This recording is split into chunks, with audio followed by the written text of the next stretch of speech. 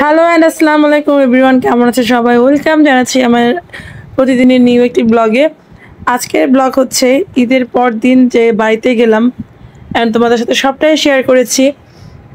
But Jamuna সেতুতে যাওয়ার পরে আমরা যে মজাগুলো করেছি সেই মজাগুলো নিয়ে তোমাদের আজকের ব্লগ। তো এই যে আমাদের জার্নি তো গত ব্লগে দেখিয়েছি যে স্টার্ট হয়ে গিয়েছিল, বাট আমরা আজকে যমুনা সেতুতে পৌঁছে আমরা কি করলাম সেটাই তোমাদের সাথে শেয়ার করব। বাট আমরা এখন পর্যন্ত পৌঁছাইনি, তবে আর কিছুক্ষণের মধ্যে আমরা পৌঁছে যাব। আর রাস্তায় আমরা এত বেশি ফান করতেছিলাম সবাই মিলে। আমি তো ক্যামেরা অন করেই আছি, ক্যামেরা অফের নাম নেই, কারণ আমার তো ব্লগ বানাতে হবে। আর সেটা আমার ফ্যামিলি মেম্বার সবাই জানে যে আমি যেখানেই যাই একটু করে ক্যামেরা ধরে রাখি। আর ভিউগুলো এত সুন্দর ছিল, যেমন এই যে এখন হচ্ছে সূর্যাস্তর সময়। আমার বড় খালু খালু হচ্ছে লাইভে চলে গেছে তার ফেসবুক পেজ থেকে, আর নুরাজ আপু ড্রাইভ করতেছিল। তো এই দৃশ্যটা আসলে আমাদের সবাই অনেক ভালো লাগতেছিল। আর গাড়ির গ্লাসগুলো খুলে দিলে এতটা বাতাস আসতেছিল যে আমার চুল সব মানে জাস্ট উড়িয়ে নিয়ে যাচ্ছিল। এরপর এই যে চুল উড়িয়ে নিয়ে যাচ্ছিল, বলতে বলতে চুল এলোমেলো হয়ে যাওয়ার কিছু ভিউ দেখাই তোমাদের। এখানে নুরাজ বাবুর তো চুল ছোট, আমার আর বড় খালামের অবস্থা শেষ। আমাদের চুল আশ্রাইতে হয়েছে পরে, এই একটা অবস্থা। তো যাওয়ার সময় পুরোটা রাস্তায় আমার বড় খালু হচ্ছে লাইভ করতে করতে গেছে। আর এখন আমরা চলে এসেছি সেতুর কি বলে টিকিট কাটতে হয় ওই জায়গাটায়, যমুনা সেতুর। তো এখানে টিকিট পারপাস নিয়েছিল ওরা হচ্ছে ১,০০০ টাকা, মানে ৫০০ টাকা করে যাওয়া আসা। তো আমরা যেহেতু যাব আবার আসবো, সেই জন্য আমাদের ১,০০০ টাকা খরচ পড়েছিল। তো বলে দিলাম তোমাদেরকে। তো এটাকে যেন কি একটা বলে, আমার ভুলে গেছি নামটা। যাই হোক, আমি টিকিট বলেই চালিয়ে দিলাম। এরপর এখানে একটু নুরাজ আব্বুকে বললাম আমার দিকে একটু তাকাও, কারণ ড্রাইভ করার সময় তার মুখটা দেখতে পারি না বেচারা। ম্যাক্সিমাম ব্লগেই তাকে শুধু পেছন থেকেই নেওয়া হয়, আর আমি যদি পাশে থাকি তাহলে সুন্দর করে ব্লগ করা হয়। তো আমরা কিন্তু একদম স্টার্ট হয়ে গেছে, আমাদের যমুনা সেতুতে আমাদের জার্নি শুরু হয়ে গেছে। তো এখানে এখন সবাই এত বেশি ব্যস্ত হয়ে গেছে। আলহামদুলিল্লাহ, এই যে যমুনা সেতুতে আমরা ঢুকতেছি। তো বড় খালু নুরাজ বাবু সামনের সিটে গিয়ে পারলে ভিডিও করে, এমন একটা অবস্থা। আর ঠিক এমন সময় আমরা সেতুর মধ্যে দিয়ে যাচ্ছি, একদম সূর্যাস্ত হচ্ছে, পুরো লম্বা একটা যমুনা সেতু পেছনে আমরা। সত্যি অসাধারণ লাগতেছিল। আর রাতের ভিউটা আরো সুন্দর, সেটাও তোমাদের সাথে একটু শেয়ার করব, সেটা ব্যাক করার সময় দেখাবো আর কি। তো এই তো সুন্দর আমরা একটা জার্নি করতেছি। আর যারা যমুনা সেতু যাওনি এখনো, অবশ্যই একবার করে ভিজিট করে এসো।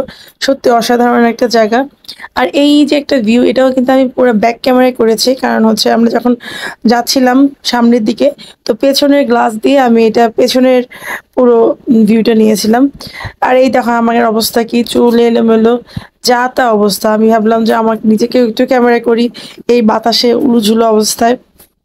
তো যাই হোক, তারপরে সবাই যেহেতু একসাথে ছিলাম, আসলে কোনো রকম বিরক্তি লাগেনি, এত বেশি ঈদের আমেজটা আরো বেশি মজার মনে হয়েছে।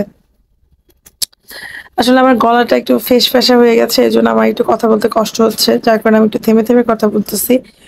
যাই হোক, এনিওয়েজ, আমি কিন্তু চলে এসেছি যমুনা সেতুর এপারে, মানে সিরাজগঞ্জ। এখন আমরা নামবো, সবাই নামতেছি।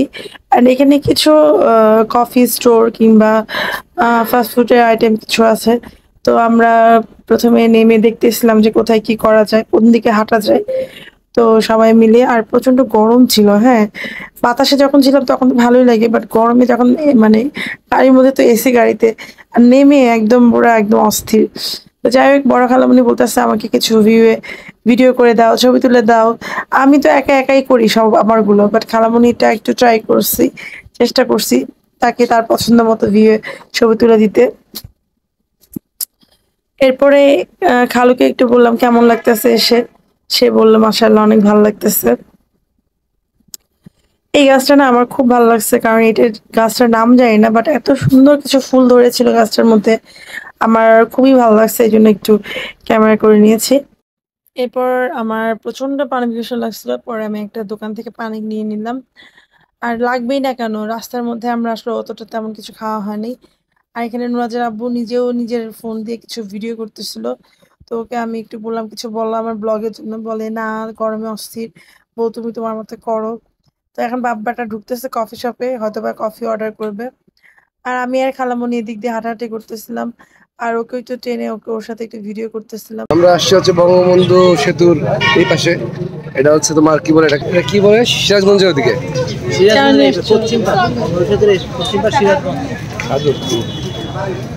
এই জায়গাটার নাম হলো বঙ্গবন্ধু ওয়েস্ট ফুড কার্ট। কোথায়? আমরা আসছি বঙ্গবন্ধু সেতুতে। আমরা আসছি হচ্ছে বঙ্গবন্ধু। এরপর আমরা দেখলাম সামনে একটু পেয়ারা খেতে ইচ্ছা করলো, পেয়ারা ভর্তা বানাতেছে মামা। তো আমি বললাম যে আমাকে 20 টাকার পেয়ারা দেন। আমার পেয়ারা ভর্তা দেখলে মানে মাথা ঠিক থাকে না, আমার পেয়ারা ভর্তা খুবই মজা লাগে। তো এই তো পেয়ারা ভর্তা খাওয়া হলো, আর আমি নুয়াজের আব্বুকে একটু খাওয়াইও দিছি। এরপর কফি অর্ডার করা হয়েছিল, কফিটা বেশি ভালো ছিল না, বাট নট ব্যাড। ওই সময় কফিটা আসলে আমাদের খুব দরকারও ছিল। এই তো আমি হাতে যে মেহেদি দিছিলাম, সেটা যেহেতু ঈদের পরের দিন, এটা সুন্দরভাবে দেখা যাচ্ছে। আর হাতে মেহেদি পরলে সব মেয়েদেরই মাসাল্লাহ অনেক ভালো লাগে দেখতে। আর এটা আমার খুব ফেভারিট জিনিস, হাতে মেহেদি পরা। মেহেদিটা আমার ভাগ্নি পরিয়ে দিছিল।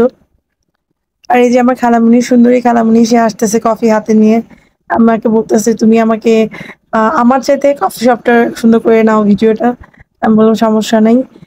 তো এই তো সেটা লাল রঙের ড্রেস পরে গেছিল, আর সে অলওয়েজ অনেক প্রিটি মাসাল্লাহ, তার চুলগুলো অনেক সুন্দর এখনো। তো এই তো আমাদের সারাটা দিন আজকে এভাবেই কাটলো, অনেক মজা করে। সবাই আমাদের জন্য অনেক অনেক প্রে করো, যাতে আমরা সবসময় এভাবে মিলেমিশে থাকতে পারি একসাথে। খালামণিকে বললাম যে তুমি লম্বার দিকে হাঁটো, আমি তোমাকে যাওয়ার সময় কিছু ভিডিও করে দিব, আর এটাতে আমি তোমাকে একটা ভালো রিলস করে দিব। আর সে বলে এই যমুনা সেতু, তারপরে বঙ্গবন্ধুর ইয়া যে কি ওনার যে ছবিটা, সেই ছবিটা, এগুলো হচ্ছে ফোকাস করো। আসলে সে সব জায়গায় গেলেই ওই পেছনের নেম প্লেট গুলো খুব ফোকাস করে, আর এটাতে খুবই গুরুত্ব দেয় সে। এরপর একটা কারো যেন বাইকের পাশে সেই দাঁড়িয়ে দাঁড়িয়ে কফি খাচ্ছিল, সেটার ফুটেজ আমি কিছুক্ষণ নিলাম। এন্ড তাকে আমার আসলে অনেক ভালো লাগতেছিল, তার চুলগুলো অনেক সুন্দর, তো এই জন্য তাকে আরো বেশি বাবলি বাবলি মনে হচ্ছিল। এই তো তারপর নুরাজের আব্বু কিন্তু অলরেডি গাড়িতে ঢুকে গেছে তার ছেলেকে নিয়ে। আমি এখানে এসে তাকে একটু পেয়ারা ভর্তা খাওয়াই দিচ্ছিলাম, কারণ আমার সাথে সাথে নুরাজের আব্বুরও পেয়ারা ভর্তা খুব ফেভারিট, ও খুবই ঝাল পছন্দ করে। তো এটা না করে না সে, আমি খাওয়াই দিচ্ছিলাম।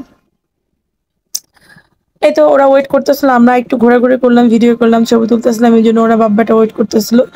তো অনেকক্ষণ যেহেতু আমরা আসছি এখানে, জার্নি করছি, তো খালুর একটু টায়ার্ড লাগতেছিল, খালু বলতেছিল অনেক হয়েছে, এখন আমরা চলো বাড়ির দিকে রওনা দিয়ে ফেলি, ঘোরাঘুরি অনেক হয়েছে।